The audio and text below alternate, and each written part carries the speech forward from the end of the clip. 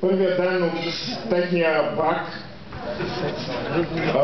Но първите ни поздрави са към родителите на Спаси и Яна. И моля за вашите аплодисменти. Като се обръщам директно към тях,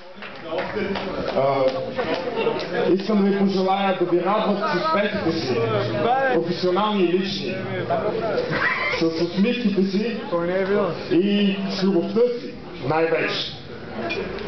И естествено, това много време го мислих, с малки аста и янчета.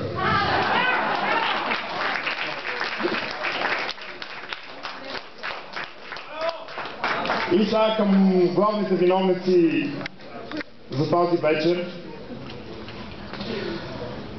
Пожелавам ви любовта ви да е неразделна, както два коловоза на път, водещи към морето.